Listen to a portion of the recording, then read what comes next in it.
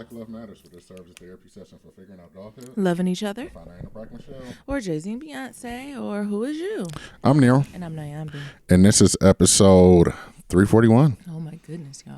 Where's the time going? It ain't moving, and it's moving quick. And I know we wasn't here earlier in the week. Y'all getting this on a Wednesday, Thursday. Child, the energy off. But Sure we still is. here. We here, though. What episode is this? It's 341, man. Be sure to leave 1, 2, 3, 4, 5-star rating review on Apple Podcasts and on Stitcher, and follow us on all forms of social media at Black Love Matters. It's Black One Okay. What's going on with you? Child, where do I even begin? It's been so much going on in the news, personally, emotionally, spiritually. What I will say first to begin with is, since we've been in Detroit, time is moving in a whirlwind. Yeah. I can't believe we've been here for almost a month and we're leaving in like 3 weeks. Don't it feel like we just Like we just got here. I feel like we just got here and then we about to go back. And then I know someone gonna write in and be like, so what y'all doing? What's the end point gonna be? Me and Miriam got two completely different views on it. Like, I've enjoyed my time in Detroit. But I don't know. Like, I just still feel like I have a little bit more work to do in California. I know Miriam kind of has a slightly different opinion. Miriam feel like that's where we need to be, ain't it? Yeah, I do. How you feel drawn to it? I just think Or you gonna talk about it in your check-in? we can talk about it now. I just think with the pandemic going on, there's no other time than now to be around family. Because you don't know the way this COVID is happening. You don't know what's going to happen. And like, I feel like grounding near family, at least during this time, Yeah. is the place to be. You were right. Respect on that. I'm just saying. What I guess. Anywho, the other highlight I want to shout out is this past weekend, or this past couple weeks. This actually was my mother's birthday, so it was really good to just celebrate with her and be with her. And we actually did like an outdoor brunch with her and like my aunt and her aunt, so my great aunt. So it was super intimate. It was just us. We was outside, and we did a whole spread. We did like the chicken, the waffles, the fruit, bacon, eggs, sausages, and mimosas. And I guess that goes to Nero's point. It was just good to fellowship and celebrate and just be surrounded by beautiful brown and black strong women. So it was just a place of gratitude. It showed me kind of, even like when I'm saying we need to do that more often, but that also showed me, like, even when I'm navigating with my mom, I was like, let people just take care of you. So let that be a word to black women, black mamas, black aunties, black cousins, black anybody, black women in general. It's okay for people to take care of you. It is. And again, it worked out beautifully, but I think I seen that because I even like told my mom, I was like, I am a big girl. I've owned a home. I've hosted things. I, been in weddings. And honestly, the job I do now, in HR and tech, they pay me a lot of money to operationalize things. That's basically my job, how to operationalize things, how to put things in motion. So I think I got a brunch with 5 of the people that I love in my life. I think I'll do a pretty good job at it. You sure about that? But, I know it's different, right? When I'm her daughter in her eyes, she just wants to help. But it was just that moment was like, let people take care of you. And it's okay for people to take care of you.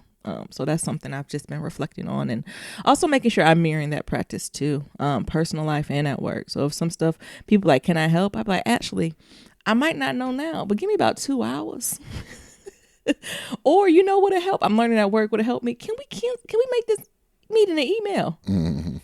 Or can we just push it off? I've been really trying to mirror that process, going into my next part at work and being like just super vulnerable with my team and being like, not feeling it today. No updates for me. For all the folks who are pointing their managers, why sometimes y'all calling us don't got nothing to talk about? Because they expect y'all to have something to talk about. Y'all, cubicle warrior tip. You drive your one-on-ones. It is not your manager job to drive your one-on-ones. Every now and then I'll have like, oh, and by the way, and can you do this? And we talked about this. Where are you at with that? But the most part, that is a space for you to utilize. And you can use it as a space to just run down all the things you do to keep me in the loop. It depends the type of manager you have. You might need to do that. But honestly, use that time with your manager to like be thought partners, to be strategic, to get buy-in, figure out what's coming across the horizon. And that shit kind of for updates, that can go in an email, or you can have that in a shared drive where you just comment in your manager like every week or every other week to be like, oh, I just wanted to bring this to your attention, the work I'm doing. Y'all let me know if y'all want to have an episode on how to manage up. But sometimes I just at the beginning of COVID, I ain't say nothing, right? Because we all needed a therapy, right? We just all needed to. We all in the house alone, you know. In Silicon Valley, everybody transplants. So you know, I honestly wanted to check on my folks to make sure they was eating and sleeping. But now, listen. We about to be up in this, and you see tech, half of tech is either not coming back or ain't coming back to sometime late next year. Right. This is the new norm, right? This is the new norm. So what practices are you putting into place to make sure your working and personal environment is optimized, and also that you can have a boundary? I've been really trying to preach boundaries to my people more than ever. So, you know, folks will work late, come in early, but for the most part, when you go home, that was more of a clear boundary. But now, you know, some of these babies live in San Francisco, so their apartment, their bed is their office. And I was like, you drive yourself crazy with that. So I just been thinking about that. And overall, work has been good. It's just been a lot. Y'all know I love my job. My job is easy. It's the easiest job I ever had. I'm so grateful for it. I get to flex and think and all those things. So I want to say all that huge ass disclaimer.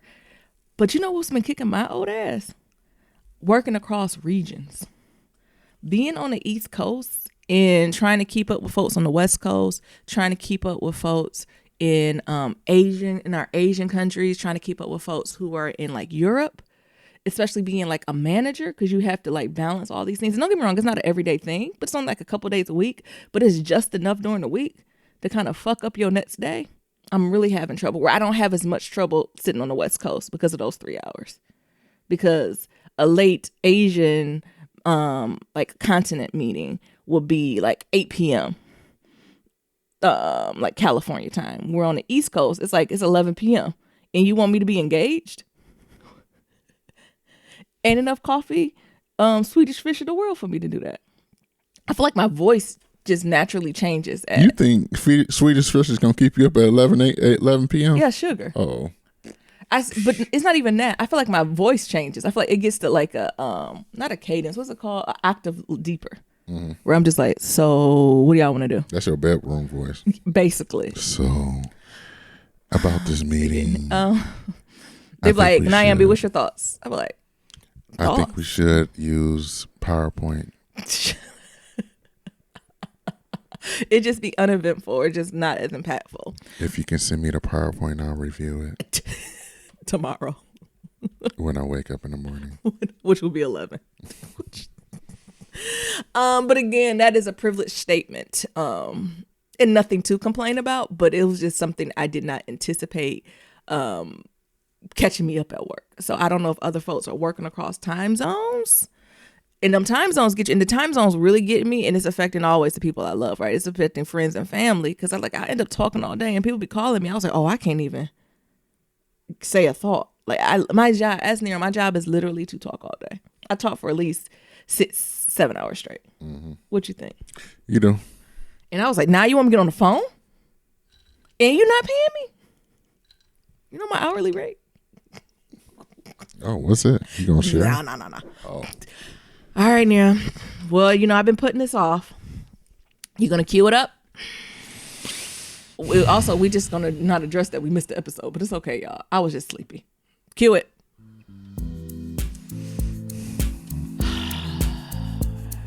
I don't even know how to say this. This one hurt me. What are you bringing to the funeral? Jesus, he's so classy. I was gonna say a ham hock to go to its roots, maybe some barbecue. But I think I'm not even gonna bring nothing to the fume, because Lady May had everything catered, and she would throw my dish out. So I think I'm just gonna wear my best pair of Cartier glasses in representation of the bishop. I'm bringing red Kool-Aid. Lady May is gonna throw that out. I know she's gonna throw it out. But I know some people will enjoy it. Charity. Charity and I like red Kool-Aid. is gonna be sipping on that red Kool-Aid. Y'all, Greenleafus is the end of an era. Spoiler alert. Greenleafus won. The program has come to an end. The series is over. But most importantly, we've lost Bishop. Jesus. Was it a stroke? A massive stroke. Or is it an aneurysm? It was a massive stroke.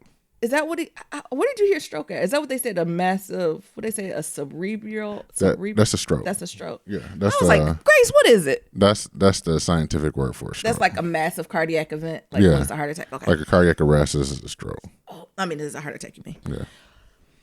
Bishop out of here, y'all. I ain't gonna lie.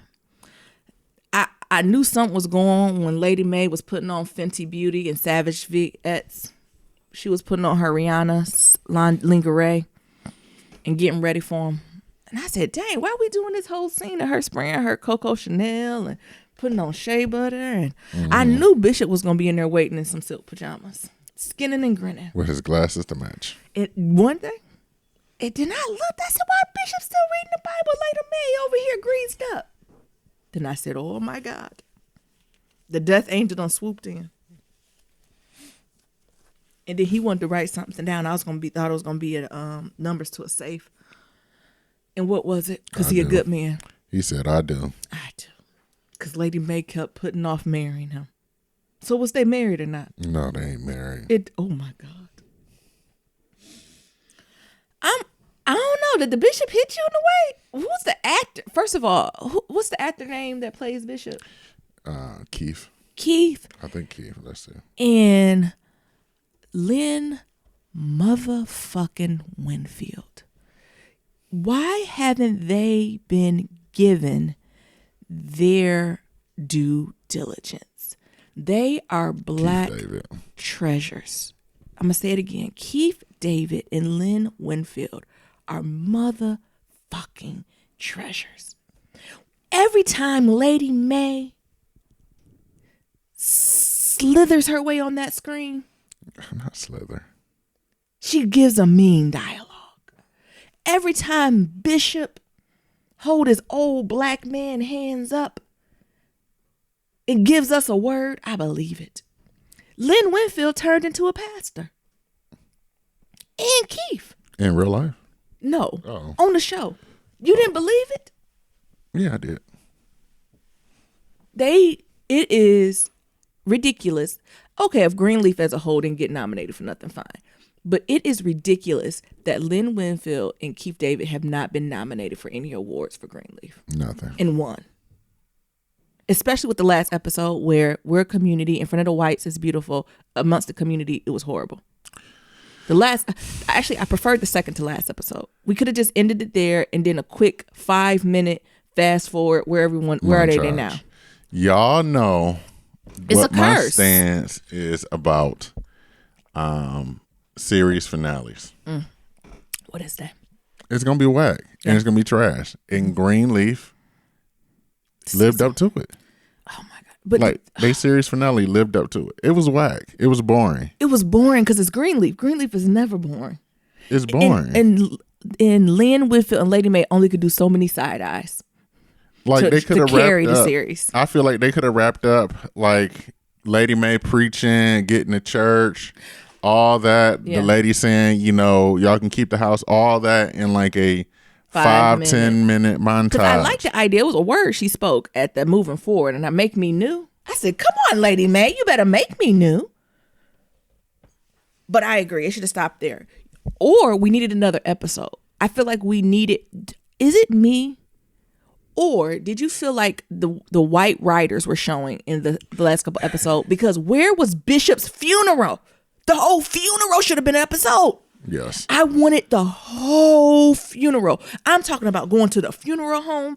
I'm talking about arguing over what he gonna wear. I'm talking about crying, putting on the glasses. I'm talking about going to that wake. I'm talking about Lady Mae cussing out Charity because she wanted to make some food that she ain't asked for. I'm talking about Lady Mae falling out at the funeral. I'm talking about Charity throwing herself in the grave. Because that's what did y'all see Charity laying up in that bed? I'm talking about Jacob doing black man cries. I'm talking about Grace, who got to pull the family together and she do the eulogy for her daddy. Didn't that seem appropriate? Yeah. I'm talking about them grandkids falling all to pieces. Even the Winky, the one we don't know. That we only seen twice. I'm seeing Carissa cleaning dishes in the kitchen, or taking cards. Clarissa going up there reading an obituary. I'm talking about Patti LaBelle giving 2 minutes remarks. Talking about Oprah, did she die? No. I'm talking about Oprah. I'm talking about Oprah coming back, giving. I'm talking. You know how them 2 minutes remarks, honey. You be holding your breath. Who's gonna walk up to that podium?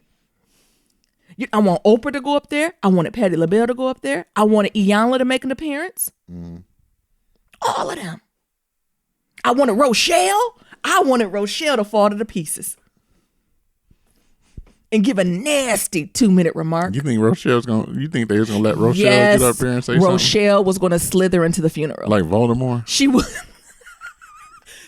Rochelle was gonna be Voldemort, but she was gonna give a word at the end, right? And then because Rochelle was so nasty, then her stepsister could have been like, "Y'all keep the house, Rochelle. You ain't nothing steeping the devil, cause I'm on my walk." No, I done plotted the episode. A good old family dinner read. You know, from that first episode, that's what got me hooked. When Grace came, because her sister committed suicide. And that uncle told Charity to shut the hell up. Where is that at? I knew it was some white writers. The help whispering in the back, they be like, them niggas is crazy. Why the help never be whispering about it? I know they be whispering about it. Why not? And then maybe I could have appreciated this wrap-up episode. But how we ain't getting no Fume, ain't no Going Up Yonder, we ain't get Shirley Caesar to come on and sing the churches in mourning? Because that's what Shirley does. Yeah, man. If we're going to hold to the traditions of the Black church, homegoings are the pinnacle. Especially when you've been on the right path with the Lord. Get out of here. The white writers were shown on this one. Yeah, I can tell just the way they had. Could have been 2 parts. Just the way they had Grace in that car, and she was looking like a little bitty kid as the car was driving away. You know that All scene when like somebody's leaving and they just be in that car and they be just looking in that window just going away. I was like, oh, that's some white people. That's a white trope right there. Yes. So like that little stuff where it was like we could have got some signature Black church culture, Southern Black culture in there, and we didn't take the opportunities. Even the wrap up, like, so what is it? Jacob's still thirsty, looking for another woman to take care of him. So that's the thing, because he's going with Tara, who take care of the homeless. I was like, the ink ain't dry from Clarissa. And don't get me wrong, Clarissa gets on my nerves too. But that's not there. Not sure what Charity's doing. She's going to continue to hang around and take the toxicity from her mama. She's going to be AP. Lady May, that's Lady May Church, honey. And she's going to give a good word. Not worried about that. Who was it? Noah, who my mom can't stand. Don't know why he a character on the show. Going to now be with his son. And they going to live happily ever after. Yeah. Grace, I forgot she said she produced. When she was like 2020 called me. This is 2020 on? What? That's what? Like, they didn't even make that a modern spin. Like, could she come up with her own production company? Or like, you the fucking Greenleafs. Like, where was the creativity, right? I think even that callback, like, that was a whack callback. What? Because, like, you only knew Grace was in television, like, in that first couple episodes. I would much rather her create her own business. And then, like, right? Nobody ever mentioned anything else about it. Like, I didn't even know Grace, right. I thought that was Rick Fox bad. I didn't know Grace was over there editing it. Exactly. Until the last 10 minutes when they're like, I know you had a part of it. She's like, yeah, a little bit. I edited that shit. I said, you did? When? So, like, that was whack. And then with the 2 young cousins, they going to go get scammed in New York. With their country ass. They going to really get scammed. You think you got a titty pick out now? If that girl, you going to wish that was on the words. You got to wait till New York spit you out. Send you back to Tennessee. And that's it. Is that everybody? Yeah. Clarissa, I don't know. She just back at the school of excellence. You know, she looked like she got a tinge of Angus Diary of a Mad Black Woman on her. Like, I don't think it ended that well for her. She just got to take care of, what's her name? Wookie Winky. And that's it, ain't it? Yeah. Is that everybody? But Greenleaf is amazing. But the way it ended, I'm still pissed that we did not get the proper home going for Bishop. The name of the episode should have been Home Going for Bishop. Instead of that sorry ass episode they had afterwards. Home Going for Bishop, and then we do a wrap up.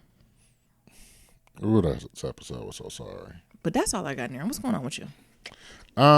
Nothing much, really. Just I think I'm finding my stride. I think it is interesting with being 3 hours ahead with work, and I think that's interesting. I'm gonna try my best to figure out like what's the best use of that time. So I've been working on That's Mabel for all y'all who said y'all don't know if Mabel's still around. Mabel's thriving in Detroit, living her best life. living her best life, getting walks and shit. So I just been finding that time like best use for get my business together, get my business and affairs together. So I think that's that's going pretty well.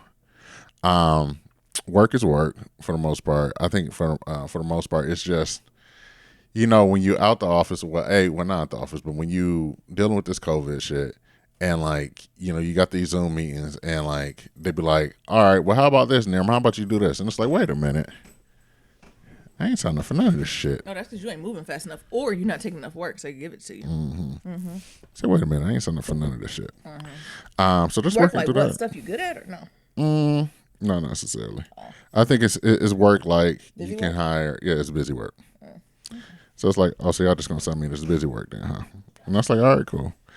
Which I'm just gonna, Paying me the same amount. That's cool. yeah, just which I'm just gonna do. Yeah. Other than that, I think since this time is moving fast, making sure I see everybody that I want to see and catch up with everybody I want to catch up with, it's definitely, I would say a struggle, just on the most part, because It's like COVID too. it's COVID, work schedule, because you doing those California hours, and then like afterwards, a nigga be tired, and then to like go somewhere and like try to entertain somebody, and like nigga, I just want to lay down, read my book, and call it a day. So just really just trying to play around that. So I haven't seen my god kids yet, so I'm planning on doing that this weekend. My childhood friend is having a baby shower. I just bought the gift for that, and I'm planning on going over there and kicking it with her. So just making sure I see the people I want to see while I'm here before we head on out. Yeah. Cool. I mean, are you happy about that? Yeah. You sad about that? No, it's not sad. Like I'm just saying, it's just one of those things that I'm just finding my stride on. Cool. Nice. You want to read this Black Love story? Sure. Let's go ahead and do the Black Love story. So this week's Black Love story is from Deidre. That what you said? Am I saying that right? I think that's Deidre. Deidre, please correct me if I'm wrong. And Timothy, who've been married for 8 years. In November, and they're together. They were together a year and some change before they got married. So the first question we have is, how did you two first meet? It says, I was a stalker. LOL, just kidding. We were stationed at Fort Bragg together. It was payday. It was at payday activity, and we were all dressed in our dress blues in formation at rest, waiting to be inspected. I was chopping it up with my homegirl, and I smelled some bomb A cologne. It smelled good, so good I turned to see who was smelling like that. Then boom, I see this fine tall black man in them army greens with that fresh ass boosie fade. Not the high, not the high, Boosie. not the high military fade. Yes, looking like a sexy string bean. He had that green service uniform. I was new to the unit and never seen him before. The unit had just came back from deployment when I got there. What cologne was he wearing? I always love to get the tea on that. Well, let's make it up. What you think he was wearing? I don't know. Platinum Chanel. Izzy Miyake. Izzy Miyake. Curve. Not Curve. Ooh, who that smelling like pepper. Curve? Who that smell like pepper? Smell like pepper and alcohol. Not Curve. Next it says, when did each of you know that your partner was the one?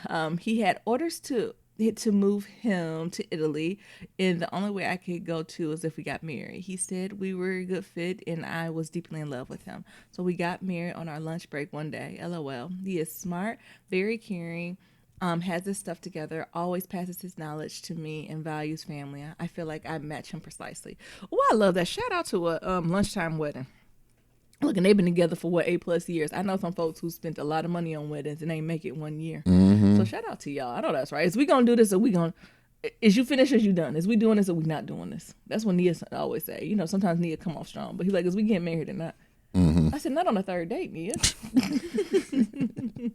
But you know what's gonna happen? What? One day he gonna meet his person, And somebody and like, they gonna let's be do like, it. hell yeah. And then we gonna see if Nia was about his shit. Right. Well, Like, he gonna wait. be calling me on the phone. He said we getting married. Well, look, congratulations. With an S, you gotta go up at the end. Do you need help? Is it a question mark? Or is it an exclamation point? Next, it says the keys to the success of our relationship. It says we respect each other's boundaries, communicate effectively, and we're patient with each other. And more than anything, we trust each other. Next, it says, what advice would you give to married couples? It says, thug it out. Just kidding. Okay, not, what is it? Good marriage, bad marriage, we die together. What Will and them talking about? Yeah. Bad marriage for life. Will and Jada, go. Y'all sitting down the rest of the COVID. It says you and your spouse are two individual people, different upbringings and backgrounds, and also y'all still growing and understanding yourselves as adults. Be patient and grow with one another. Counseling is the shit. I wish I knew that when I was younger. Individual and marital counseling is so helpful in understanding one another and learning how to communicate your feelings, wants, and needs effectively. I keep telling folks, I don't know how folks are going through the COVID and not getting some type of therapy. And don't get me wrong, there's a variety of ways, right? You can do it with a social worker, you can do it with a therapist, you can do group therapy, you can text, but I just don't know how folks ain't getting it out. In both, like with couples, individual, it is so important. Next, it says, anything else you want to tell us about your love story? It says, we have 2 little girls. Being that we're both military, we tend to be extremely busy, but we always make time with our children and also have quality time as well. Not going to lie, COVID definitely slowed down the pace, and we've had so much time together as a family. He's 31 and I'm 28. Congratulations, Congratulations. I love that. I love Black love. I love y'all family. You know, I love Black military too. Ooh, look at that. Come on, Stream Bean. Come on, baby hair. Y'all cute. Come on, first of all, can we talk about how your fro is flourishing and it's shiny? Y'all are cute as hell. I love it. What a shiny fro got to do with anything? Oh, because I have 4C hair and my hair can look dusty.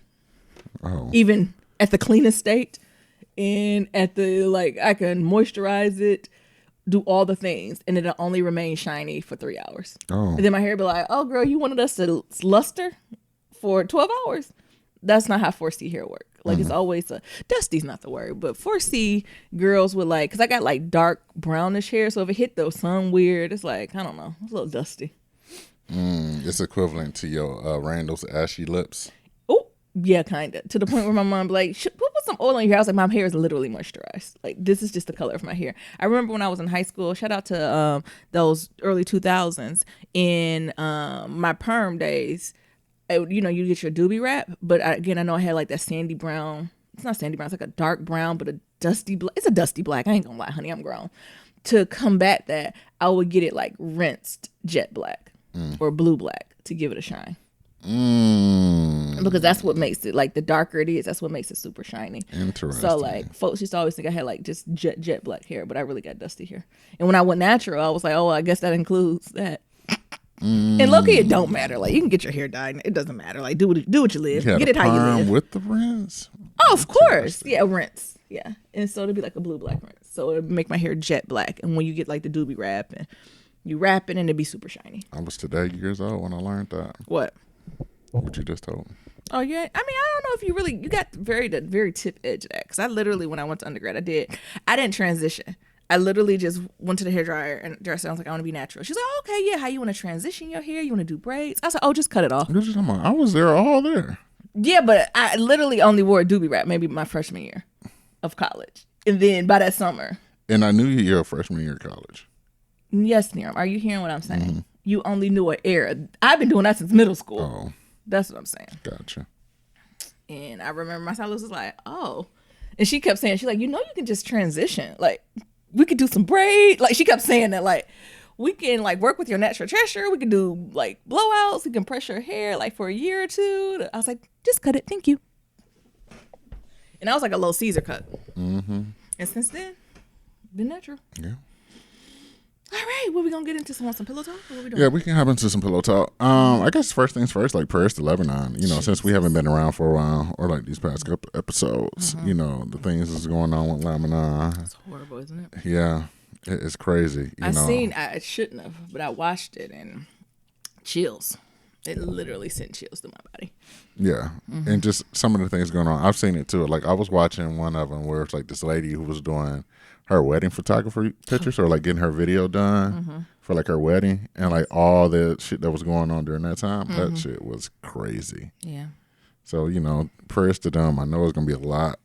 Like, this is when folks need to show up, right? Like, this is the purpose of having United Nations. And, like, this is when I want America to get in people's business. Yeah. Like, this is when I want America to America. I want America to send the bottles of water. I want them to send support. I want them to send blood. I want them to send all the resources. Like, this is when I want America to do America shit. And I don't think we are. And that upsets me, right? Or helping any investigation. Like, this is when I want America to, this is our bag. And I want us to be in our bag, and we're not, and it's so disheartening. Yeah.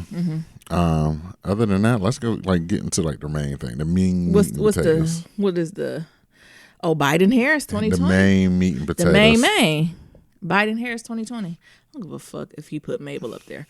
I'm voting not Biden Mabel. Biden Mabel. 2020. No, I shouldn't say it like that, because that's demeaning Kamala Harris in her credibility and criteria. Like, she's overly qualified. Like, I have, honestly, any of the women he had lined up, his whole roster was stacked.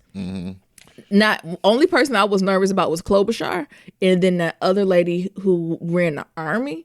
But as long as it wasn't those two, I had no problem if he chose Susan Rice. I had no problem if he chose Big Gretch. I had no problem if he chose Stacey Abrams. I had no problem with that. No problem if he chose Kamala Harris. Like, I was Elizabeth Warren. I know y'all can't stand Lizzie Warren. What? She slipped up one time with the Pocahontas. God damn. No, that's what the Donald Trump called her. Y'all can't stand Lizzie, but I low-key didn't have a problem with her ass. He couldn't bring no man in there. That would have been a bad move. But like, I personally just did not, with the state that our country is in, where my mind at. Once he got where the Klobuchar and that other army woman, I was comfortable with any one of those picks, low key. You think he was gonna bring in Lance Bottoms?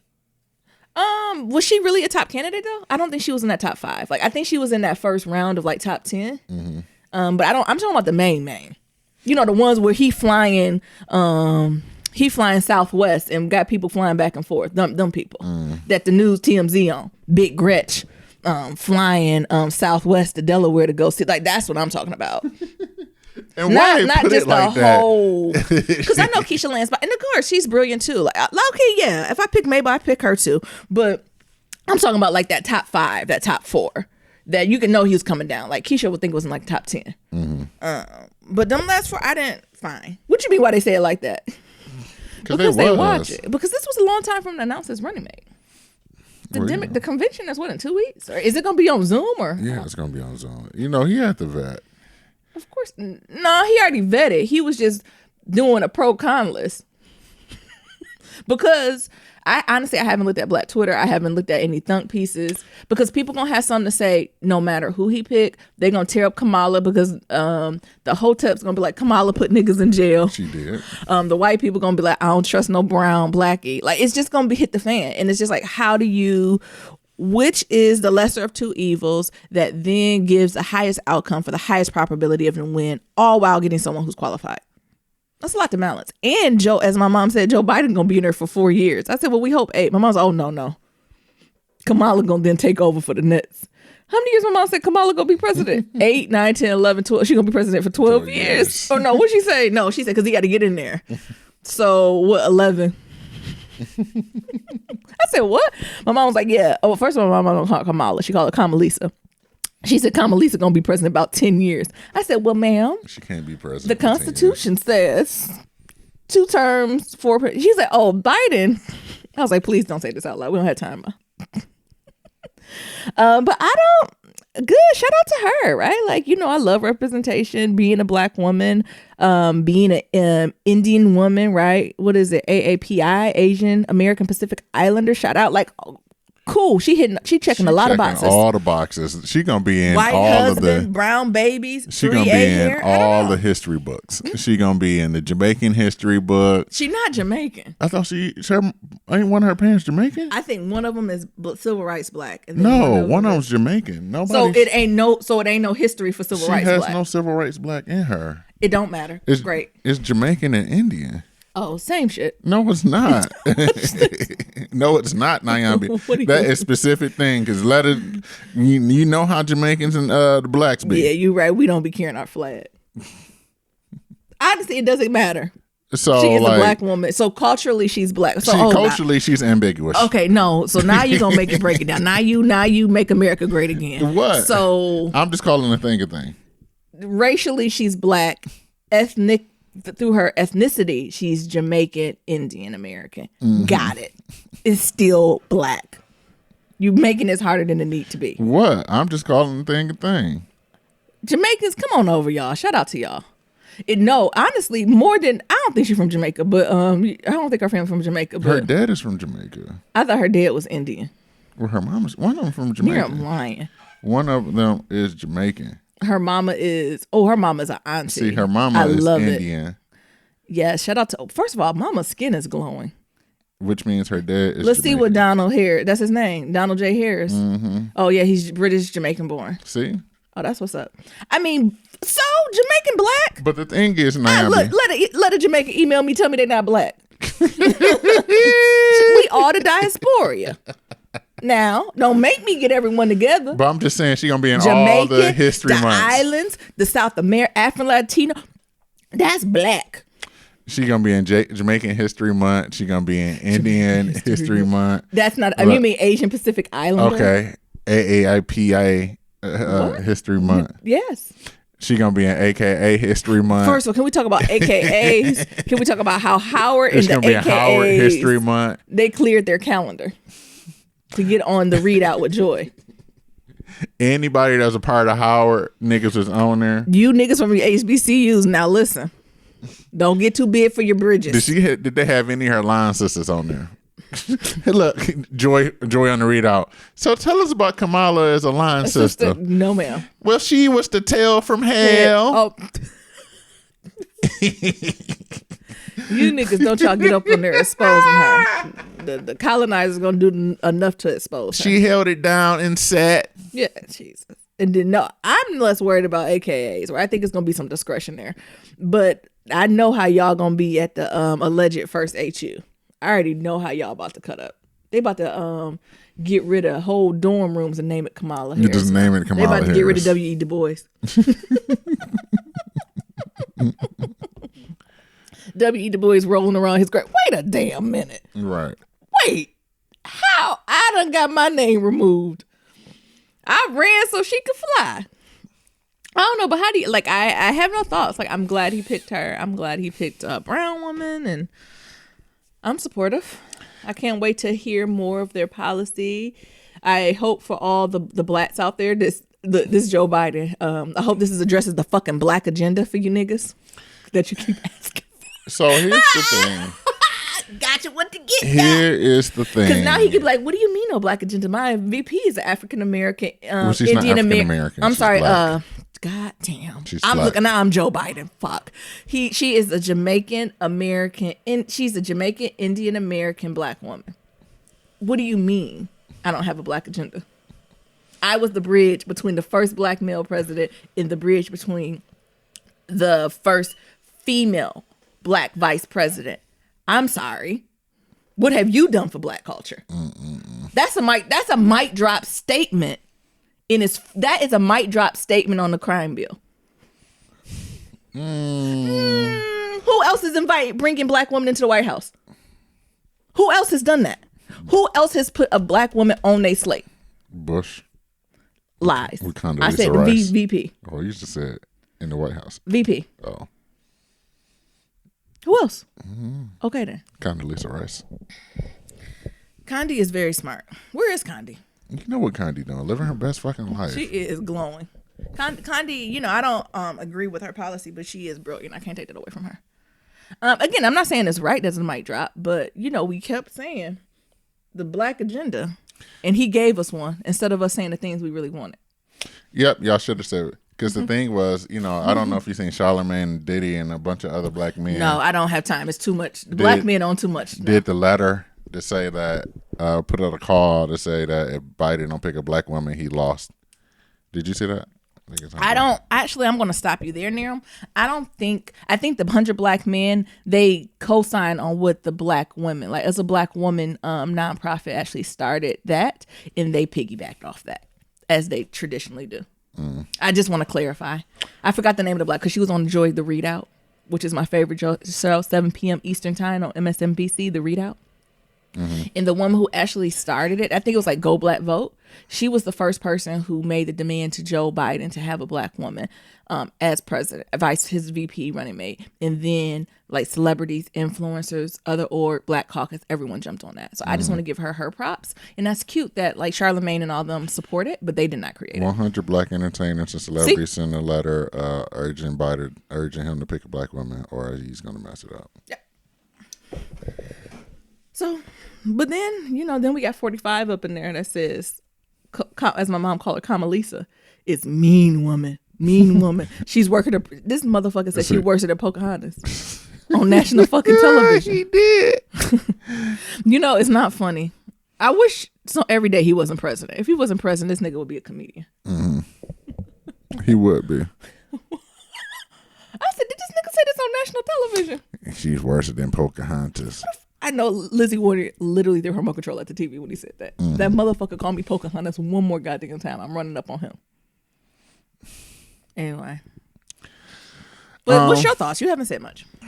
I'm voting for whatever I gotta vote for to get. Nigga, no. Get off that Bernie Sanders shit. I need you to do this enthusiastically. Nigga. She is highly qualified to be VP. That is not that Kamala Harris is not someone we're just taking as a runner-up piece. Like, I'm not going to let you niggas downplay her like that because y'all mad about Donald Trump, because you Bernie supporters didn't get your shit together and vote. Are you done? I just have to protect black women. You can protect black women, and I'm all for that. Yeah. I'm just saying, you asked me what my opinion is. Like, I'm voting whoever to get Donald Trump out regardless. Am I excited about the ticket? No. But, like, for what it's worth, you can roll your eyes too, but what it's worth. I didn't roll my eyes. For what it's worth, like, it's a lot of history, and I'm excited for it. Yeah. And both of those things can live in the same place. Yeah. Like, can I be excited for the ticket? No. But am I going to do what I need to do to go ahead and get this, get Donald Trump out? Yes. Period. Point blank. Yeah. It's a lot of mess for them to clean up, though. If they can come back for this, they might be the tag team duo in history. You hear me? They giving Obama a run for their money. If Biden and Harris can come clean this up in 4 years, they giving Obama a run for his money. You hear me? I think it's going to be a lot of shit. I think they also have an uphill battle because you got, Hoteps and millennials is like, I'm not excited about this. Them Hoteps going to make it hard. And Gen Zs. They're gonna make it hard. I'm not excited about any of this. I'm not excited about Trump. I'm not excited about what's name. I'm just gonna abstain. And I think that's just gonna be the fuck shit. Yeah, the Generation Z is kind of on some fuck shit. That's gonna be the fuck shit. That's gonna get Donald Trump in. And then you got these other niggas that's like, like Nick Cannon or something like, I'm gonna vote for Kanye. So that's just trying to Kanye is in the hospital. Do y'all know Kanye is mentally ill? Kanye is mentally ill, y'all. He is the cousin that 10 years ago will be sitting in the back room at Granny house. He is mentally ill. He can't beat a president. Well, you say that about Donald Trump, man. Look where we at. But I'm talking about my people. I understand. Kanye is mentally ill. And that's the only reason I be giving him grace and passes, because this man is mentally ill, y'all. Stop gassing him. He needs professional support, medication, water, and spinach. Just say water and spinach, y'all. Y'all know he do now. Stop doing this. Stop bringing Kanye up. He got to get help. You see Kim crying. Shit, this her life. Them brown kids. Go ahead, Mary. Mm-hmm. So, like, that's the thing. Like, Jesus. I think for all the blacks and everybody's like, oh, he should pick up a black woman. I think most of them are mad because, like, but why you pick that black woman? Y'all Child, listen, you should have been clear. Y'all should have been clear. If you wanted Stacey up in there or Rise, you should have told them who to vote for. Mm-hmm. but none of y'all was caping. And that's the thing. If y'all wanted Stacey Abrams, then y'all should have said it. You know, and I do believe Stacey Abrams is going to be in that cabinet. I have no doubt in my mind she's going to be in the cabinet. I understand that, but I don't even want to pit them against each other. What do you mean? But I think who? You know, I think I think Stacey Abrams is. I think all those women who are his top 4. I know they're going to be in the cabinet. Like they're going to be like they're not going to just wither away to the wayside. Like they're going to be in the cabinet as consultants, as major roles. Like they're going to be in the cabinet. But you know, sometimes babies don't understand. Sometimes the most powerful people in the room aren't the VP and the president. There's other folks that play too. But And I think the other thing is that for y'all niggas out there listening, like a vote for Biden Harris is not just a vote for Biden Harris. You're talking about the whole cabinet. So you're talking about HUD. You're talking about you know education. The Supreme Court. Ruth is holding on. So it's a lot of things that take into Especially place. that Supreme Court. And I think as millennials and Gen Zs, we're so rooted in ourselves of like not being excited about, you know, somebody to vote for because this is y'all civil liberties to like seeing like what the bigger picture is. Yes. Is that a vote for them is a vote for a whole new cabinet. Department of Education reform. Believing in the EAP again. So believing that global warming is a thing. Looking at our environment so our grandkids can breathe clean air. Right. All those things. Right. Helping then the votes we do at local level then push those initiatives through because then you got a president and a whole cabinet backing it instead of the opposite. Yeah. Get yourselves together. It's about the collective. It's about the collective. And making the main thing the main thing. Because, like, Donald Trump is going to roll with that, you know, she's a tax raiser. And she's a tax raiser for the rich.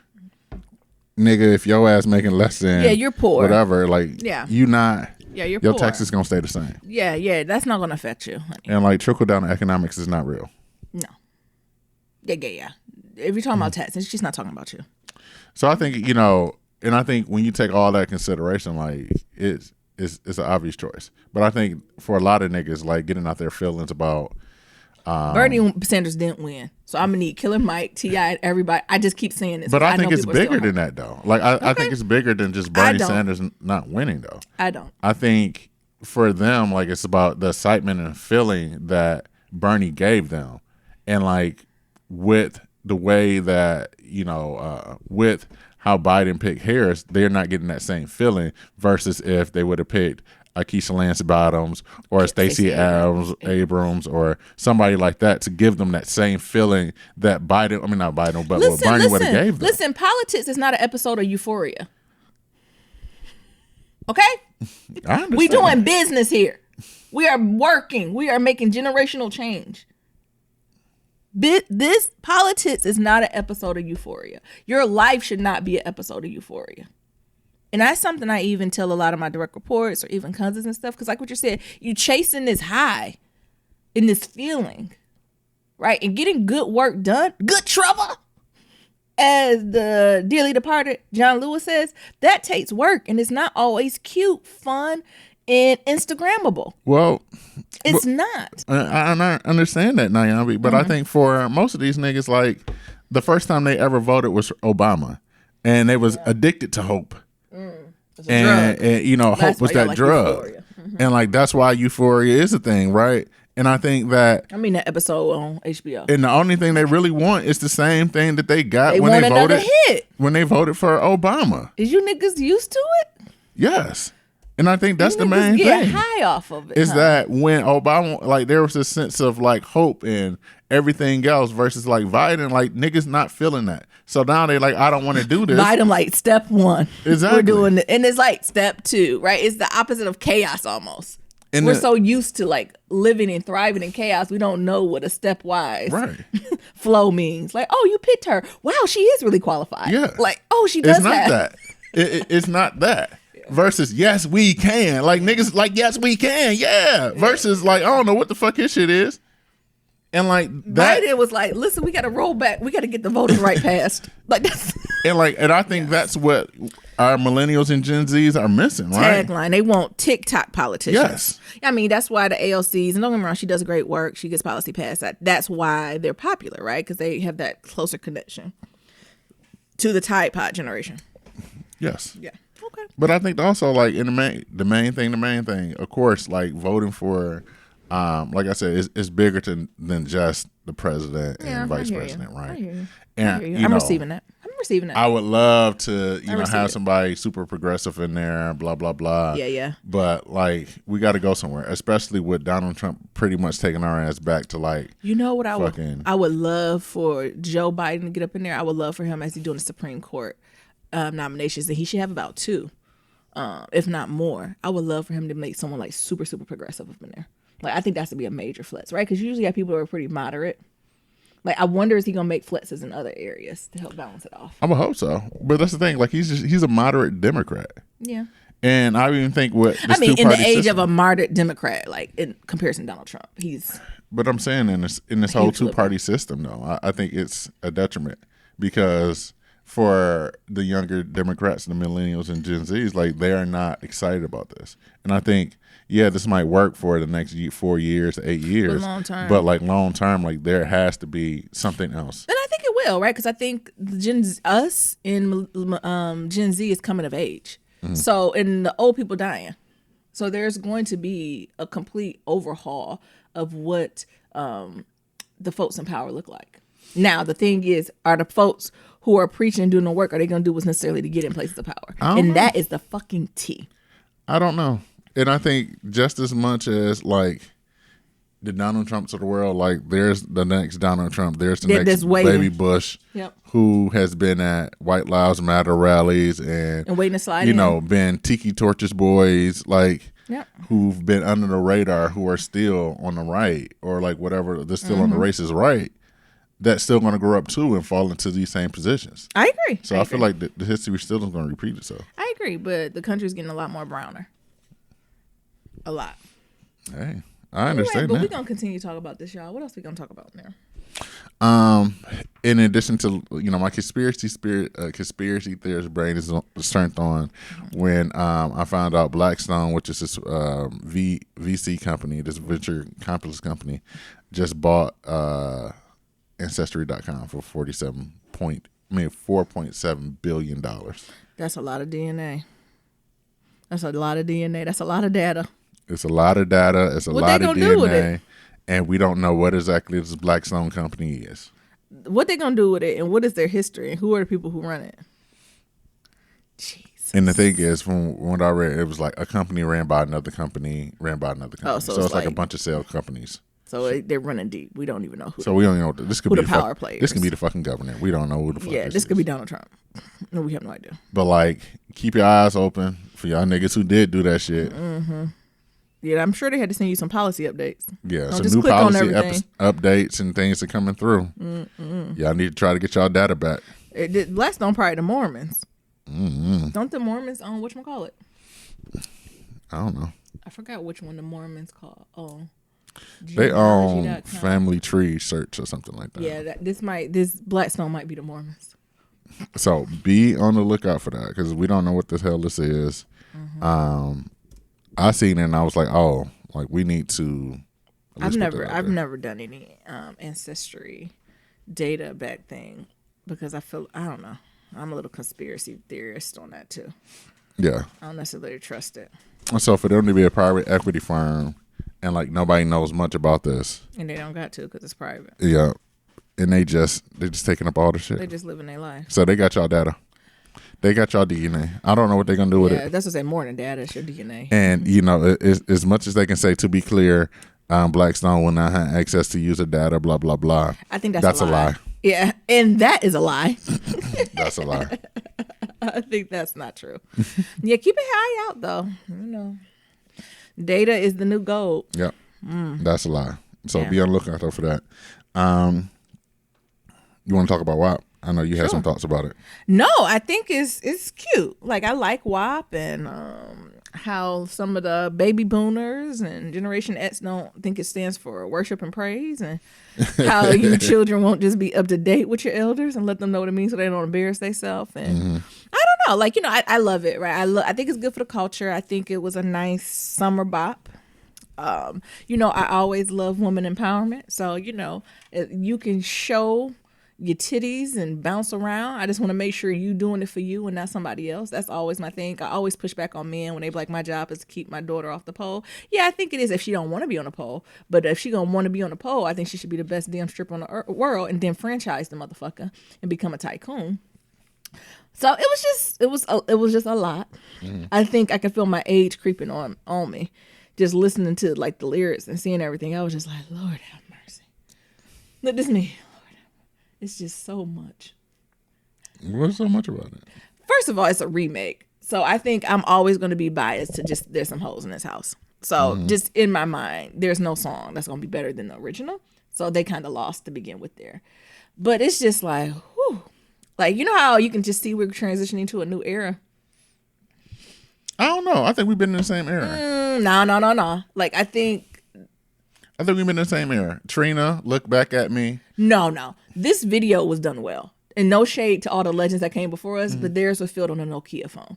Like, this videography, like the way it's showing up, the crossover appeal, like they got white Kylie or I don't know which one of the white Kardashian. Kylie Jenner. Yes, in here. Showing up, mimicking, like this is a whole different level of crossover that I don't remember any white woman mimicking any of those other people, right? It was still considered hood. It was still considered ghetto. It was still considered obscene, where now it is not. Well, twerking has already been mainstream. Yeah, that's what I'm saying. It's just transitioning to something. And I'm just knowing what everything ain't for everybody. That is all. And I don't think this one was for Nyambi, but I ain't going to take it from the children because I'm sure it was a couple songs that came out that my eldest was like, dumb bitches need to pick up a book. Look back Has at anyone read Zula? Magic Stick. Has anyone read Beloved? Has anyone read James Baldwin? But I think I think you can read James Baldwin and enjoy WAP too. Still, there's some hoes in So this house. that's what I said. So I'm just trying to be the best. I'm trying to just be a cool auntie and just be like, enjoy it while you got it, ladies. Did you know there was a rebuttal to WAP? Who's rebuttaling? See, this is what I'm saying. Is it niggas? Yeah. This is why the girls do this. Because what is the rebuttal? How's there a rebuttal to this? There's a rebuttal to it. I mean, I also would have preferred if, like, Kylie, she's in it. That's cute, and I know.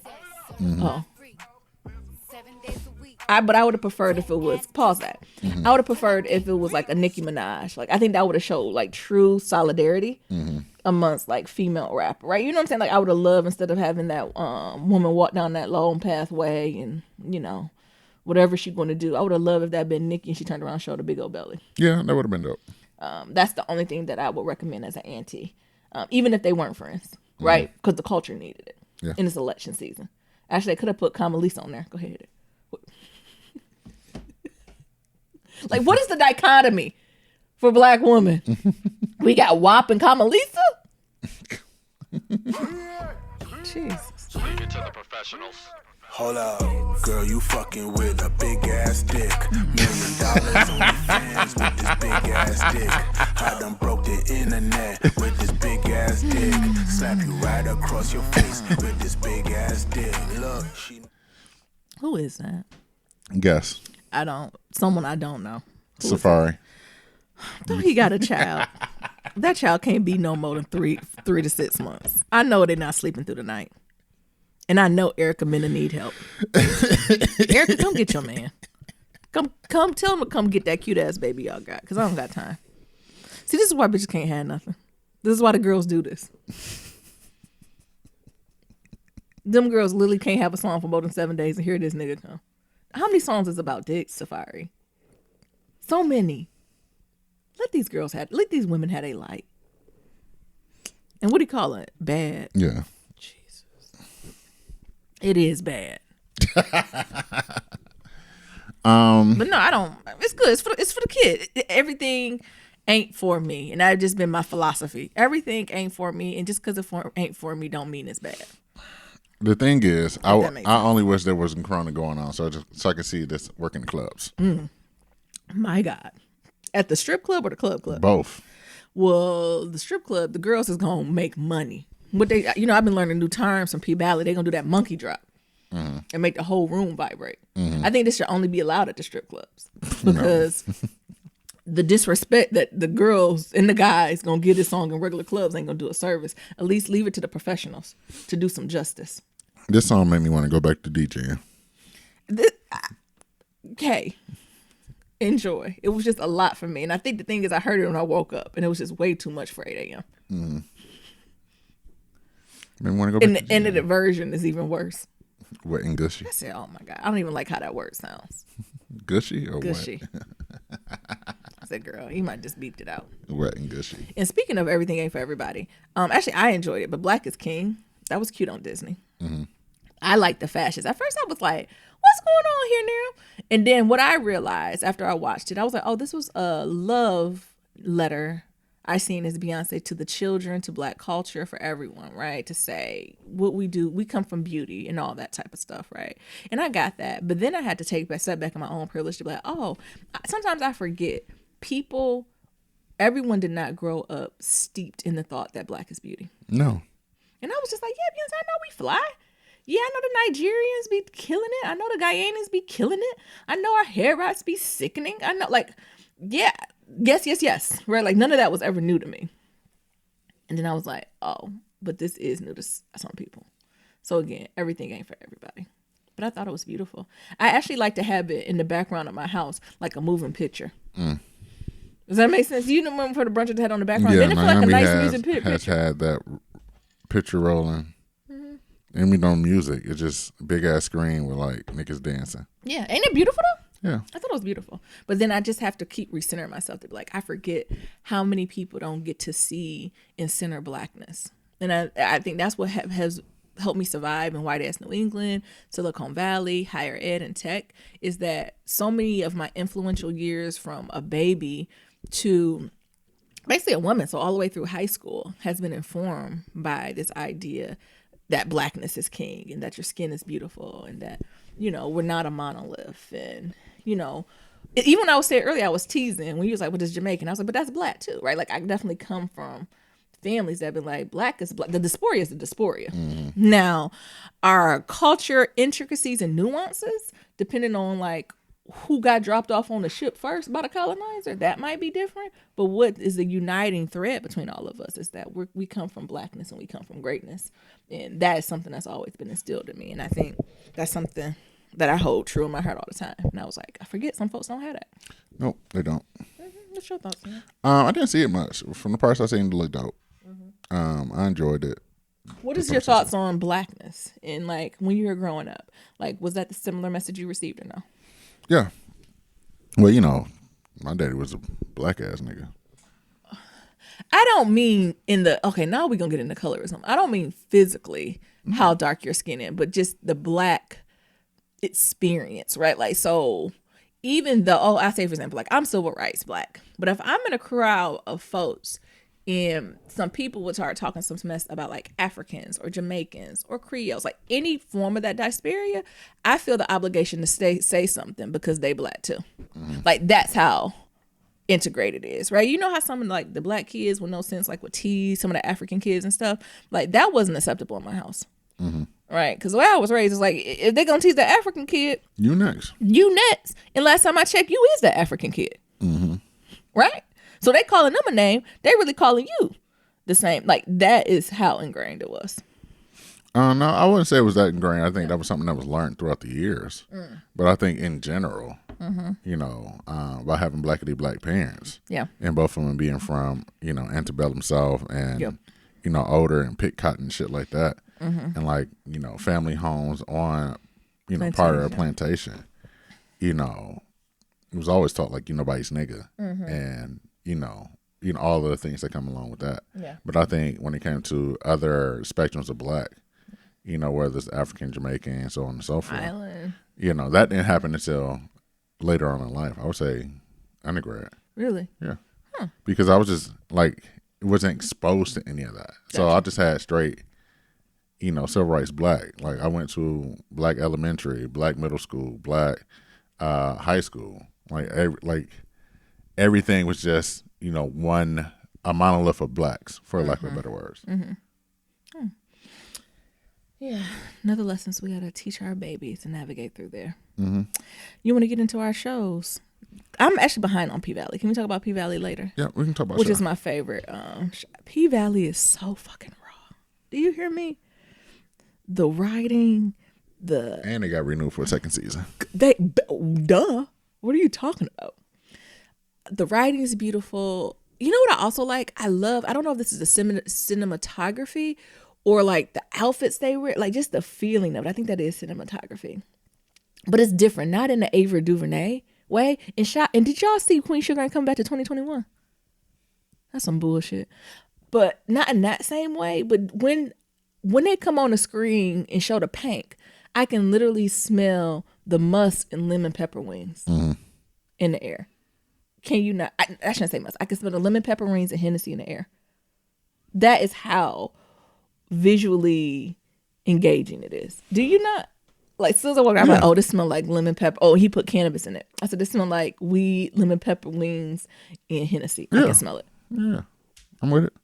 And I just love that of P Valley. And I don't think, the storyline's good, the acting's bomb, all of that stuff. But like, shout out for like just really embodying that Black Southern Delta strip club raw gritty experience, but in such a beautiful and artistic way. And I don't think people are giving props enough for that. The other thing I also like is just the athleticism. The thing I like about Listen, you wish you could do with these strippers. Is that the appropriate way? Do you just call? Is it a more appropriate name to just call it strippers? yeah. You wish you can do what half of these strippers can do. I wish I could do what half of the strippers, pole dancers, lady dance. You wish. You see how strong that trapezoid muscle is. So that's the thing that always got me, like bodies and all that. Like, all right, cool. I think Beyond a big booty. Yeah, beyond strength. Like we're not talking about big booties and titties. But I'm talking about the athleticism it takes to get your ass up there, Climb. hold your ass, climb up a fucking pole, climb up With upside no ropes. down, No ropes. twerk upside down, No ropes. This means no ropes. and then slide all the way down as fast as possible and With an stop inch. within an inch of you cracking your head. Nigga, First of all, I start crying. that's fucking entertaining. But she said, "Oh, I can sell an experience." I said, "Listen, companies, if you're talking about out the box, you right. The strip club selling an experience." That's what I'm saying. Like, Because there's times when I watch it, my mouth be open, and it ain't because they naked or anything like that. It's because, like, oh my god, I think when you get to certain age, like you seen a titty, you seen a fat yeah, ass. Like, titties and booties, that's all the titties and same. fat ass, like cool. Like we've seen them all. We All shapes and sizes. Like we in the age where you I can done see threw that dollars. shit on Instagram. Yeah, that ain't right? a big deal. But I think the thing that gets me San the Francisco, most, just walking the Mission. exactly. The thing that gets me the most is, like I said, them motherfuckers climbing up that damn pole, twerking upside down, all up like shit. Can y'all climb a pole? I can't even lay down for 30 minutes and stand up without getting dizzy. And these motherfuckers is upside down, skywalking. Oh my god, when they do the slow walk, Mm-hmm. the core strength that tape, I would get a Charlie horse. And then drop, look, from 25 feet in the air into a split and don't tear nothing. It don't tear nothing. Not an ACL. You miss pulled being a on muscle. beat. You miss on beat. Hell, I ain't even got there yet. On Shit. beat with the song. Not pulled a muscle, not nothing. Doing this shit and doing it on beat and not singing to themselves. Not even counting. Because some of the white strippers, they be counting 1 and 2 and 3. And hit it, My and hit goodies, my goodies. boom, They be singing the song to like they've Yeah. been practicing shit in the mirror. Yeah. These motherfuckers do this with a sultry look. Mm-hmm. Not even singing to themselves. Nope. And not pull a fucking muscle. Nope. Yeah. So shout out P Valley for that. Not a Shy. What you want to talk about with this Shy? now? Keisha's free, y'all. Keisha got out literally for the last couple episodes. I've been holding my breath. Woo! She killed that man. Shout out to Ronnie. Ronnie finally got something. Keisha told me to come over. Ronnie was gonna find Keisha. Ronnie, that's the Lord speaking to you. His drunkard friends is like, we going somewhere else. Is his friends drunk? I don't know. I think they high functioning. Yeah, I don't consider them high functioning. He's low We functioning. gonna go get this job. You can come too. Come we to got the extra plant. space. You can sleep on the bed. Nah, I ain't done yet here. I'm not done. He Nyambi. I ain't done yet here. I don't even have much to say. I just want to just the Shy. Some people don't like the Shy this season. And I think I'm in a Klaus one. I really just like it. I think it's just telling a different story. You know who I really like? What? Duda and Candy. Candy, y'all not giving Candy her props. I'm believing Candy was married to Duda. And I don't know if it's Duda because he's such a good actor than Candy, but Candy been doing this for a while. But I believe Candy. When she was cutting him with that razor, she said, that boy find out you killed his brother, he gonna kill you dead, you stupid nigga. I said, first of all, who's the bitch who can talk to Duda like that? Can we get a flashback to how they met? Exactly. Is it gonna be like Ghost and whatchamacallit, Tasha? But do you know there's always men like the super powerful men? Like, what type of women do they be getting? The women be crazier than the men. They do. I'm a fan.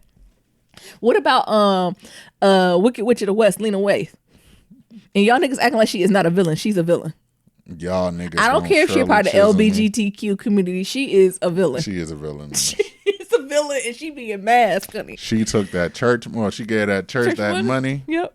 And Papa gonna guilt his kid. Papa gonna guilt his own daddy. This is for the good, son. Well, I wanted to go somebody else. Daddy's like, damn, I was trying to get that roof fixed. But Lena Waithe is a villain, as in Duda is a villain. I think they're just evils in different ways. Can we talk about Papa's girlfriend? What's her name? Maisha. And her mama. And I wanted no help. Yeah. But in return, don't care if her daughter quit school. Right. And meanwhile, Maisha, I think her name is super smart. You know who else growing on me? What? Jake. Jake is bad, but Jake got sense. He just need his energy channeled to something more positive. Jake got sense. Jake about to fuck Kevin's girlfriend. Oh, absolutely. And Kevin gonna be distraught. He can't catch a break, honey. He gonna be distraught because it's gonna happen. And then that little girl with that tight afro gonna love Jake, and her daddy's gonna implode. And then Jake gonna throw her head to the curb. Yes. And then she gonna try to come back to Kevin. Then Kevin's gonna say no, or he might get caught up. I don't know. Did you remember the scene when before Kevin found his sister? The dad was like, "So are you up there fucking my daughter?" Oh yeah. He was like, "Now if Jake was in that room, he would have got an answer." How Hose up condom. At least we was gonna be protected. I'm not a fan of the girl that much with the tight afro. Like she little whole temptress to me sometimes. Yeah. I told you I ain't trust her since she wanted to go in the neighborhood that she ain't know about at night. Said, sing in your lane. This ain't Baldwin Hills. But no, I'm happy Keisha has been found, and I'm glad. I know the last episode she was going to actually get help. Yeah. And that worried me a little bit when I was like, so we leave from the hospital and you immediately don't go to a therapist? Like, I don't even think I could take my daughter home without me talking to some form of trauma or grief specialist for me, so I then can show up for my daughter and not fall to pieces. Or at least if I fall to pieces, just do it in a constructive way.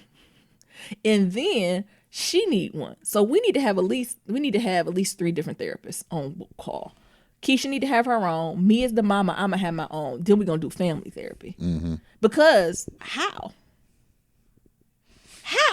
Sway? How? Why did a talk from Ronnie and Emmett get her to snap out of it? I kind of didn't like that, but maybe it's just a grounding. Ronnie actually makes sense, right? Because if this is the person who came in and saved you, there is some type of very intimate, deep connection there, right? But Emmett, oh my god, Emmett stay on fuck shit. You know what? I can't stand. My least favorite character is Emmett and Lala. Well, you know, fuck boys can have hearts too. I'm not saying he don't have a heart, but it's just like least favorite characters. But I'm glad she's getting help. Also, I appreciate they did this more slick though. How the mama came out, how she was like I assume she was sexually assaulted, and how she brung it up to Dre, her wife, in such a casual way. Do you know? Like I was like, oh sis, that's huge. And if you haven't healed from that or begin the process of healing, I imagine it's a lifelong event. How you gonna help somebody else if you don't put your own oxygen mask on, right? And it's even more amplified because that's your baby, right? So like that was something I was like, oh, I guess I didn't see that coming. But if you look at statistics, probably, like, because I was wondering why the mom was so adamant about you don't got to say nothing you don't want to. I was like, yeah, maybe for a minute, but like, when do you transition from the friend to like the parent? to be like, you can hate me as a parent, but long term, I need you to be able to process this. And that's fine if you hate me now. But we thinking about your long game so you can be a part of society eventually and live your life, right? Like, and not be frozen in that time period. Which why I rock with Dre. Dre a little heavy handed. But I think the philosophy of Dre's, I'm definitely into it. Like, Dre is definitely action oriented. Like, how do we get help? I love the vulnerability of Dre. Even when they opened the door and Emmett and his mom, they was like, how you doing? Dre was like, fucked up. And the mom was like, okay, we doing all right? Shit. Falling to pieces. You got some food. And again, maybe you don't do that to everyone, but if these are you're supposed to be your close friends, yeah, let something like that happen to my child. Me and the D for sure. They're like, how you doing? Fucked up. That nigga lucky he did because I've been done killed him dead myself. Like, I went just at the door, be like, I'm okay. No. So I think I appreciate Dre, but she is heavy-handed a little with it. And also I feel bad a little for Dre because mama keep saying, these my kids. Yep. I said, well, listen, when you get married, again, I know them your kids from your womb, but wait a minute. This woman is a part of your life too. They're their mother too. Right? It might feel different. I just don't like every time she pack up Dre, she is that big ass dildo. She keeps sticking in that bag. Like, I'm waiting for Dre to be like, you pack this up one more time. And I keep thinking, dude, Dre only has got a dildo and a wife beater. A wife beater and a fitted. Like, because that's the only thing they keep pulling out that drawer. Like most niggas. Is a dildo, a wife beater, and a fitted. Get your shit and go. Get up. But no, I love that she got help. I love this story. I want to see the evolution of it. I don't know. Did we get to everybody? Or Yeah, I think slightly. No, it wasn't super deep in detail, but just a slight thing. Yeah. All right, you want to go into some shout out on a what? Thursday? Yeah. Shout out on whatever day. This is a shout out on this week. Shout out on today. Go ahead, Niram. This one's from Sylvania. Yeah, so we got one from Sylvania. We gonna meet this woman. I'm gonna call her the wrong name and I'll be embarrassed. Hey. Sipping tea is the subject. Okay. And it says cousins and Mabel. And Mabel. Hey, it's Sylvania. Hey, girl. I hope you all are still have enjoyed and still enjoying your Detroit vacay. I've been listening to episodes, cracking up, laughing. When the world was too much, I listened to Black Love Matters. Everything isn't serious, so you all are giving me new questions to ask my mom. By the way, I'm on her last nerves. Thanks. She should have had more kids. Yeah. And then she got some bullet points here. Bullet point 1. I just ate some banana pudding for the first time in June. The first time? When I tell you it's laced with it is good. Bobby, whatever Bobby and Whitney is smoking. Oh, banana pudding go. I'm not lying. Banana pudding go. I bought a small container. It didn't make it. It didn't make it. Goddamn soggy ass vanilla wafers did something to my spirit. Yeah. I exercised on Friday, and I felt like I deserved a treat for doing the right thing. We would call it a self-care treat. All right, self-care. Get your ass that banana pudding. I bought a large container and ate 4 spoonfuls on my way home. Before I went to bed, I ate 2. And cut myself off. I woke up the next morning hungry, and I ate the rest of it. It was like a healthy breakfast. What? Pudding, with the bananas, and wafers with the hemp and whipped cream. Oh, yes. It calls me in my sleep. Yes. It's so good. Thank you for putting me on. No problem. Hamburger helper can go straight to hell. My dad used to make it for me when I was sick, happy, sad, sleepy, or cranky. Just any occasion. He didn't know how to cook anything else. How do you give a child a plate of hamburger helper when she has a cold? Ooh, he was doing the best he could in Sylvania. I'm with Nyambi. Y'all were fancy and made it goulash. Okay, Hustables. We made goulash, a Hungarian dish. Homemade hamburger helper in my ass. Lover Marriage Huntsville. Oh, jeez. Have you watched it? I'm over Melody and Martell. I'm really over that ponytail.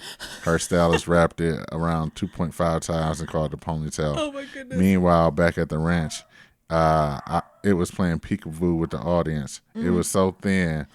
If you want the real tea, I've been following I've been following on Instagram. What is it? Original Straight No Chaser. Melly and Martell are playing Durley. Ooh. Again, Durley game with uppercase and Bottom row teeth and lowercase upper row teeth. Marcel. Nigga, you is silly. Marcel. And so, what is I? It's the size. It's so it's the size, Tisha. It's sizes. You know how Tisha be talking. It's the sizes. What? They've been trying to find a blogger or anyone to pin the tax returns of the Scotts. Oh my gosh. Wanda, I'm not ready to go ass. Been on one Mama with Kimmy. Wama. Yeah. The rest of the season is something else. Allegedly, the mistress is pregnant. Just go to the page. Oh Okay, my I'm gonna go God. check it out. I'm behind on Love and Hip Hop. I mean, Love and Marriage. Huntsville. I be liking watching their country problems. It's like it's enough drama, but they from where's it? Arkansas? But Where is the Huntsville? Oh, Alabama. Alabama, baby. Alabama. But you know, like they be having drama, but they from Alabama, so it's not really that much drama. It's Like they Huntsville. or whatever. Like they fight over things like Kimmy and her partner is like, I want you to stop working. I like to work as a nurse. I like to have my own. And then they'll go on social media to be like, he was simply helping me because I come home and I complain about work and he was like, not working. Boring, bitch. Like, or even Tisha, I'm a stay-at-home mom and I be working. Funky didn't even interview him. He was just like, I got some stuff to say. He was like, because Funky didn't even came from like a single mom. So, you know, his viewpoint, a lot of people's viewpoint is like, you see most single black mothers, right? You know, traditionally work multiple jobs, take care of their kids and show up. So Funky Dineva said, sometimes I was confused about what the moms who stayed at home all day did. And my mom was able to have a job and do X, Y, and Z all day. And of course he corrected himself. It was like, you know, through talking with other people, time, right? Understanding the privileges you have and how my mom made it look easy and it wasn't easy. Like we came full circle with it. He get it. But like Tisha was just like, oh, I mean, I be going to the gym for 2 hours. Bitch, that's exactly what he's saying. That's a privilege, ho. And she just don't connect the dots sometimes. But yeah. Are they still protesting in Detroit or California? It's quiet here in Dallas. Yeah, a little bit in Detroit, not as much. I don't know if they're doing in California. I'm sure in Oakland they are. Before I left San Jose, they was. I don't know what they are now. I can hit up my homeboy and see if they still protesting, but I'm pretty sure they're not. Social media is quiet, and nothing is on the news highlighting Black Lives Matters. We do everything. We do this every summer. We get all up in arms and be the blackest people, and we grow quiet. Why do we lose momentum? Because it's tiring. Yeah. Are we shifting our focus to voting or what? To me, I'm supporting black-owned businesses. I'm still promoting my black-owned business. I'm still doing what I've been doing. If we want change, we have to be consistent. Yeah. I wish people would stop using different social media props to talk about Breonna Taylor. Just talk about her. We don't need anything Extra outside of consistency. Yeah. I agree. I think one thing is it grows tiring. The other thing is that, you know, with the news cycle, I think this Black Lives Matter thing, you know, lasted a good month and a half in the news cycle. And then, you know, just like everything, it just disappeared. You got to bring it back up. And hopefully it don't have to be something so negative. Yeah, hopefully and that's the thing, right? Hopefully it's not as something negative like somebody getting killed, but 9 times out of 10, It might have to it's be. going to have to be somebody getting killed, which is fucked up because that means somebody have to lose their life for this bullshit. There's been tons of complaints about the Chi this season. They said the writers have messed it all up this season. What are your thoughts on the writing? What's missing? What do they need to focus on? Yeah, I guess I need to think about that. I agree. It's not the best season. I'm enjoying it though. Like I'm enjoying it. But some of the I think it's I see what it's a you're saying. mixture of things. So here's the but I'm enjoying it because it's literally on the show. No, so here's the thing I think that's missing. So in a matter of a break, you lost 3 of the Main storylines, characters, like the main storylines that was in the series, True. and they're trying to make up for it. So you got Jason Mitchell, Yep. What's her name, Tiffany Boone, Tiffany Boone and then Reggie, and then Reg, right? who were strong folks on the show. Right. So you had strong people who was on the show, and you know 2 of them You wiped them out. Yeah, you pretty much wiped them out, and and for rightfully so, with Jason Mitchell and Tiffany Boone not want to come back. Yep. And for Reg, it was that he didn't want to have a. I don't know. Was They it a don't know. foolish? Yeah, he just ain't back. Word on the street is he didn't want to have a trans love interest or something like that. Oh, Reg better get the fuck out of here. Get the fuck up there and act.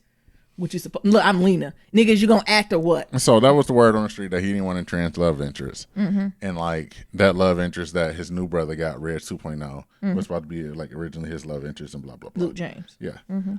That's the word on the street. Allegedly.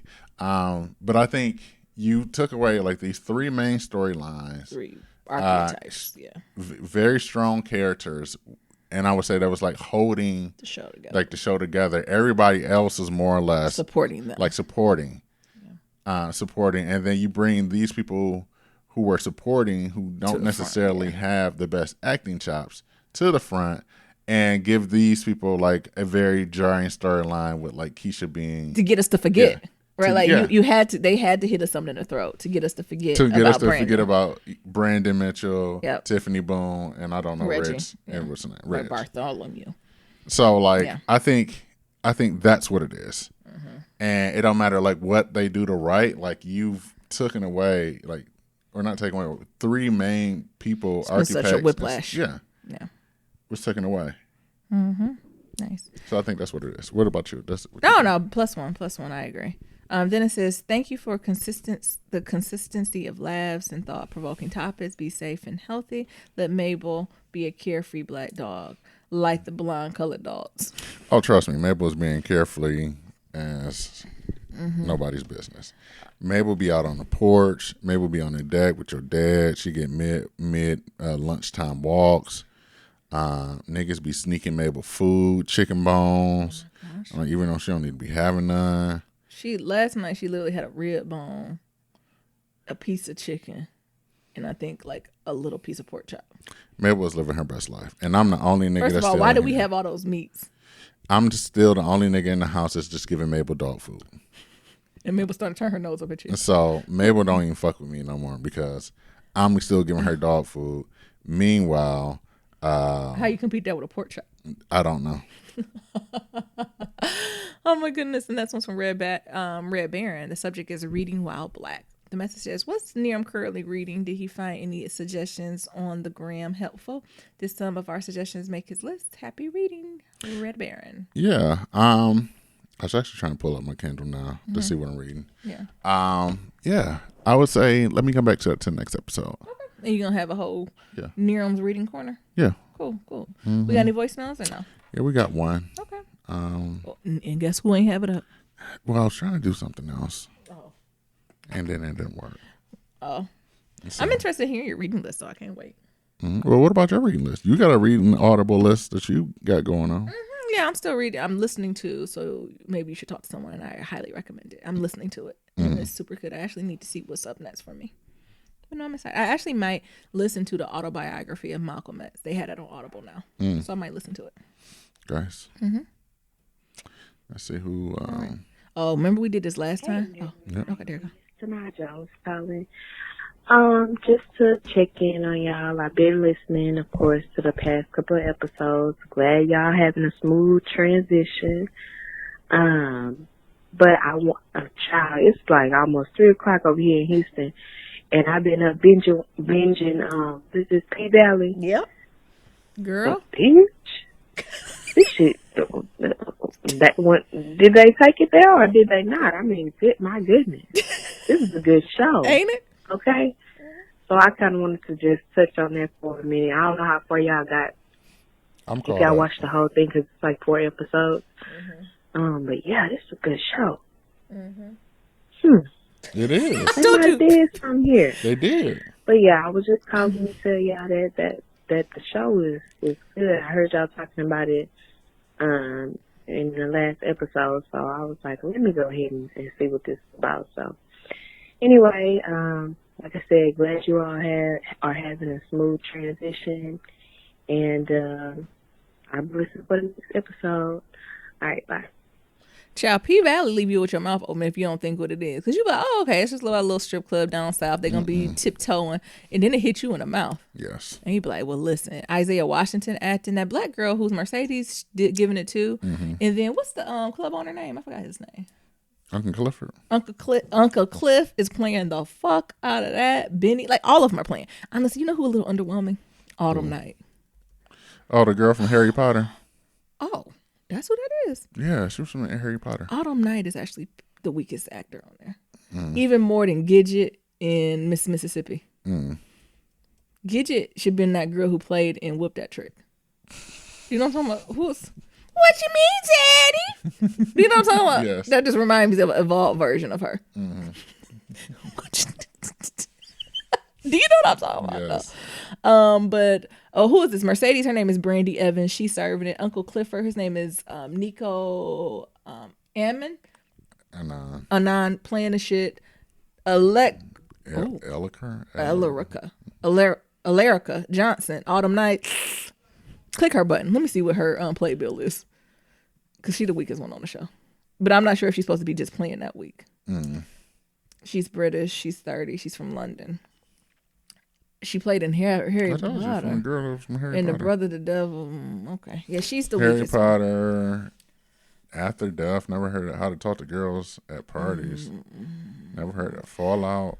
Top Boy. What was that? She's the weakest one to me, but still a decent storyline. But I'm not sure if maybe she's just such a good actress that I actually don't like the character. So I'm still trying to figure that out. If I don't like the character or if her acting is just weak. Brandy Evans was a school teacher. Brandy Evans is serving. And she said she quit to go to be a Hollywood. First of all, she a school teacher. First of all, she's in shape. Or do they got body doubles? Is that not her up there? I don't know. But yeah, the rest of the crew is good. Even what's his name? Jay Alphonse, Nicholas Little Murder. He looked like. Never mind. What do you look like now? I was gonna. Never mind. Like a little murder? He was gonna look like a Little Murder. He cousins with Boosie, you know. Yeah, he looked like he. Yeah. Let me stop. Okay. Wrap us up there. But P Valley, y'all, if y'all do anything, go watch you some P Valley. It's good. I love these names: Corbin Kyle, Mayor Morocco. Titan, Maine, Big L. Jesus, it's all so black. I love it. Pastor RJ. Oh, that dirty ass mama. When that mama took that money, Oh, Patrice. I ain't the one to say, you know, I love the Lord. And it says, you out of thy mother and thy father, but Mercedes, you did what you had to do. Ooh, Mercedes was whooping that ass. You did what you had to do. To submit your Black Love stories, go to blacklovematters.com to submit your question for Kitchen Table Talk. Shoot us an email at blacklovematters@gmail.com. That's Black with no K. And to leave a comment about anything we talked about, you can do that on the website, SoundCloud, Stitcher, any form of social media. That's Black Love Matters, Black Love Matters with no K. And don't forget that voicemail at 508-784-1111. That's 508-784-1111. Talk to y'all later. And remember, Love is ever evolving. Peace. Peace.